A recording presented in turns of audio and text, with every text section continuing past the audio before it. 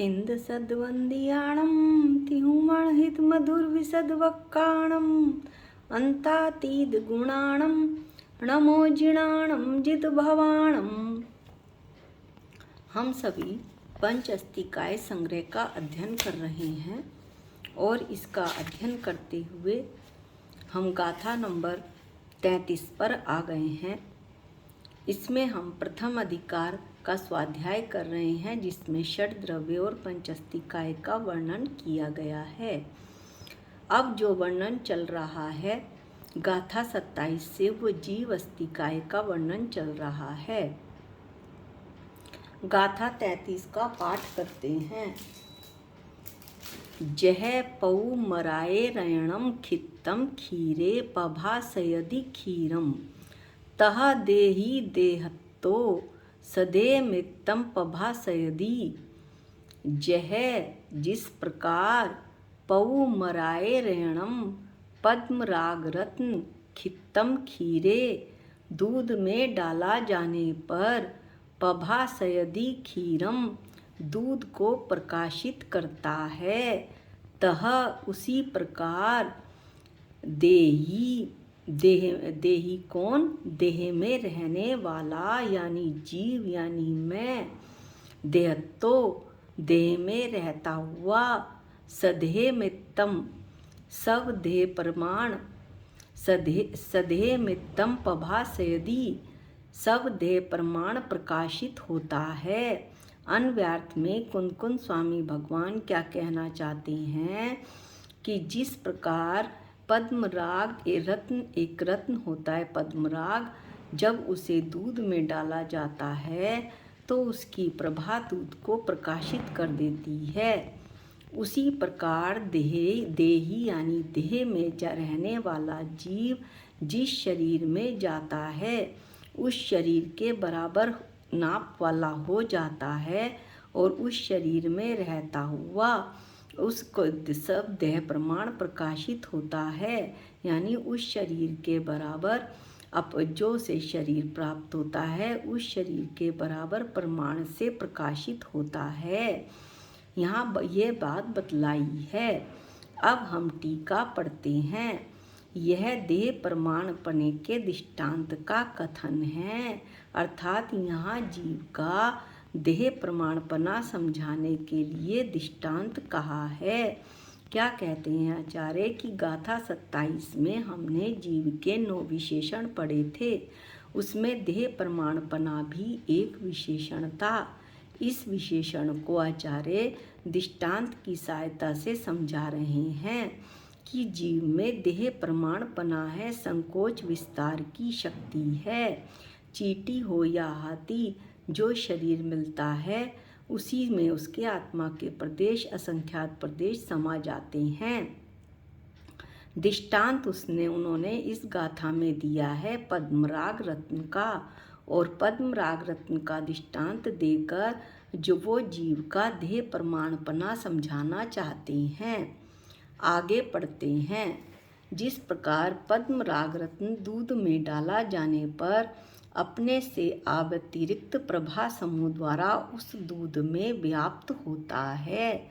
जब पद्मराग रत्न को ऐसे रत्न को दूध में डाला जाता है तो वो अपने से अभिन्न जो प्रभा समूह है, अव्यतिरिक्त माने या अव्यतिरिक्त माने होता है अभिन्न अभेद प्रभा समूह। किसका प्रभा समूह? पद्मराग रत्न का।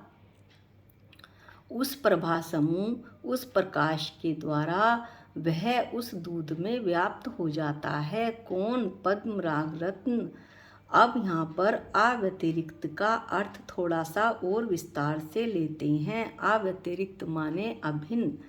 जिस प्रकार मिश्री एक द्रव्य है और मिठास उसका गुण है, ऐसा कहीं दृष्टांत में कहा हो तो उसे सिद्धांत मत समझ लेना। आचार्य कहते हैं जीव एक द्रव्य है और चेतनता उसका गुण है। यह दृष्टांत समझाने के लिए मिश्री एक द्रव्य है और मिठास उसका गुण है, यह बात बताई गई है। जहाँ जहाँ मिश्री है वहाँ वहाँ मिठास है, जहाँ जहाँ मिठास है वहाँ वहाँ मिश्री है। इस तरह अविनाभावी संबंध दृष्टांत की सहायता से देकर दृष्टांत समझा दिया। जैन धर्म का एक बड़ा दृष्टांत समझा दिया सिद्धांत कि जहाँ जहाँ जीव है वहाँ वहाँ चेतनता है, जहाँ जहाँ चेतनता है वहाँ वहाँ जीव है। बिल्कुल इसी प्रकार यहाँ जीव के संकोच विस्तार रूप जो दृष्टांत है यानी सिद्धांत है जैन धर्म का कि जीव में संकोच विस्तार होता है, उसे समझाने के लिए रत्न और दूध में फैली हुई उसकी प्रभा को जो अव्यतिरिक्त पना कहा है वह सिद्धांत रूप नहीं समझना चाहिए। आचार्य कहते हैं कि जीव के संकोच विस्तार रूपी दृष्टांत को समझाने के लिए आचार्य ने रत्न और उसकी प्रभा को दृष्टांत के रूप में उदाहरण के रूप में प्रयोग किया है। उसे सिद्धांत मत समझ लेना, यह केवल एक उदाहरण मात्र है। उसकी सहायता से वो बतलाना चाहते हैं कि जैसे रत्न और प्रभा में अभिन्न है, उसी तरह से जीव में जो संकोच विस्तार हो रहा है उससे जीव अभिन्न है। जीव के आत्म प्रदेश उससे अभिन्न है, आत्म प्रदेशों में ही संकोच विस्तार हो रहा है। यह बात आचार्य यहाँ समझाना चाहते हैं। पद्म राग रत्न और उसकी प्रभा का अव्यतिरिक्त पना कहकर, अव्यतिरिक्त पना यानी अभिन्न पना कहकर यह दृष्टांत समझाना चाहते हैं। जो पुद्गलात्मक रत्न को दृष्टांत बनाकर असंख्य प्रदेशी जीव द्रव्य के संकोच विस्तार को किसी प्रकार समझाने हेतु यहाँ रतन की प्रभा को रतन से अभिन्न कहा। वही बात हो गई कि आचार्य कहते हैं कि पुद्गलात्मक यानी ये जो रत्न है पद्मराग रत्न, ये तो पुद्गल का बना है। इसे आचार्य ने दृष्टांत के तौर पे लिया है। जीव द्रव्य तो असंख्यात प्रदेशी है, उसके संकोच विस्तार को इस दृष्टांत की सहायता से बताया है। और जो जीव द्रव्य असंख्यात प्रदेशी संकोच विस्तार वाला वो जैन धर्म का दृष्टांत है, सिद्धांत है एक महा। उसको इस छोटे से दृष्टांत के द्वारा बड़े आराम से आचार्य ने समझा दिया। असंख्यात प्रदेशी हम गाथा 31-32 में पढ़ चुके हैं कि समुद्र घात के समय केवली भगवान अपने आत्मा के प्रदेशों को पूरे लोक में फैला लेते हैं। लोक असंख्यात प्रदेशी है, इस तरह से जीव द्रव्य के आत्मा के प्रदेश भी लोक के बराबर फैल जाते हैं। इस तरह ये असंख्यात प्रदेशी जीव जो पूरे लोक में फैल सकता है, निगोदिया के शरीर में भी समा सकता है और चींटी के शरीर में भी समा सकता है, नाम कर्म के उद्देश्य से जो भी शरीर मिले उसे। तो इस तरह से उसे समझाने के लिए जीव के संकोच विस्तार को रतन की प्रभा को रतन से अभिन्न कहा। अर्थात रतन की प्रभा संकोच विस्तार को प्राप्त होने पर मानो रतन के ही अंश हों, रतन ही संकोच विस्तार को प्राप्त होता हो, ऐसा समझाने को कहा है। आचार्य कहते हैं कि जो रतन का प्रकाश है यदि बड़े बर्तन के दूध में रखा जाए तो फैल जाएगा, छोटे बर्तन के दूध में रखा जाए तो रतन की जो प्रभा है वो सिकुड़ जाएगी, संकुचित हो जाएगी। तो ये जो है ये इस तरह कहा कि जो रतन की प्रभा है वो रतन से कहीं अलग नहीं है, बल्कि जो संकोच विस्तार हो रहा है वो रतन में ही हो रहा है। जीव के आत्म प्रदेश कहीं जीव से अलग नहीं है। जीव के आत्मा के प्रदेश संकुचित और विस्तार को प्राप्त होते हैं तो जीव द्रव्य ही संकोच और विस्तार को प्राप्त होता है। यह बात आचार्य बतलाना चाहते हैं दृष्टांत की सहायता से। आगे टीका पाठ करते हैं। उसी प्रकार जीव अनादिकाल से कषायों द्वारा मलिन होने के कारण शरीर में रहता हुआ सब प्रदेशों द्वारा उस शरीर में व्याप्त होता है। किस प्रकार पद्म राग रत्न के समान ही जैसा अभी बताया, जीव अनादि काल से किसके द्वारा मलिन है? कषायों के द्वारा, अपने विकारी परिणामों के द्वारा संसार में 4 गति 84 लाख योनियों में भ्रमण कर रहा है। हर भव में उसे शरीर मिलता है। जो शरीर मिलता है उसमें वह जीव अपने आत्मा के प्रदेशों के द्वारा व्याप्त हो जाता है, यानी उसके आत्मा के प्रदेश उस शरीर में फैल जाते हैं, चाहे वो शरीर छोटा हो और चाहे वो शरीर बड़ा हो।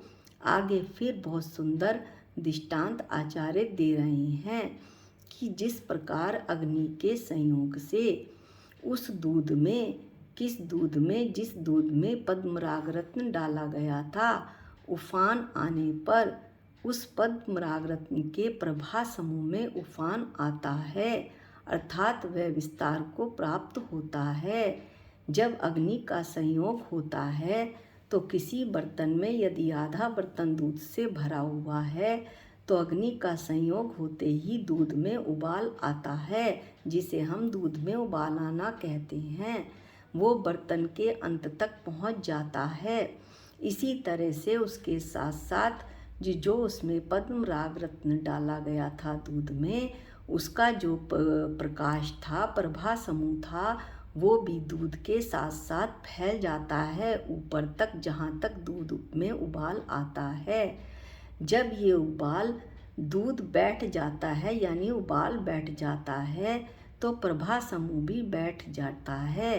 प्रभा समूह यानी प्रकाश का समूह, पद्मराग रत्न का प्रकाश का समूह, किरणों का समूह, वो भी बैठ जाता है दूध के साथ साथ। दूध बैठा तो किरणों का समूह बैठ गया और दूध में उठा अग्नि का संयोग मिलने पर, तो उसी अनुसार पद्म राग रत्न का किरणों का समूह भी उठ गया, उतना ही फैल गया दूध के बराबर। उसी प्रकार फिर अभी दृष्टांत और देना चाहते हैं आचार्य। ये पूरी गाथा ही दृष्टांत से भरी हुई है कि विशिष्ट आहार आदि के वश उस शरीर में वृद्धि होने पर जिस शरीर में जीव रह रहा है, उस जीव के प्रदेश विस्तृत होते हैं। शरीर फिर सूख जाने पर प्रदेश भी संकुचित हो जाते हैं कि यदि जो जीव जिस शरीर में रह रहा है, उस शरीर का मालिक वो जो मनुष्य है, यदि वो पुष्ट आहार ले, तो पुष्ट आहार लेने से, खाना पीना अच्छा करने से उसका शरीर पुष्ट हो जाता है। जैसे ही शरीर फैलता है, पुष्ट होता है, जीव के प्रदेश यानी आत्मा के प्रदेश भी उस पुष्ट शरीर के साथ साथ फैल जाते हैं। जब शरीर सूख जाता है, किसी कारणवश बीमारी आने पर जो पुष्ट शरीर था वो सूख गया, तो जीव के प्रदेश भी सिकुड़ जाते हैं, संकुचित हो जाते हैं। शरीर के साथ साथ आत्मा के प्रदेश भी संकुचित हो जाते हैं। शरीर फैला, आत्मा के प्रदेश फैले, शरीर सूखा, आत्मा के प्रदेश भी सिकुड़ गए, सूख गए। इसके बाद फिर आचार्य कहते हैं कि पद्म राग रत्न दूसरे अधिक दूध में डाला जाने पर सप्रभा समूह के विस्तार द्वारा उस अधिक दूध में व्याप्त होता है।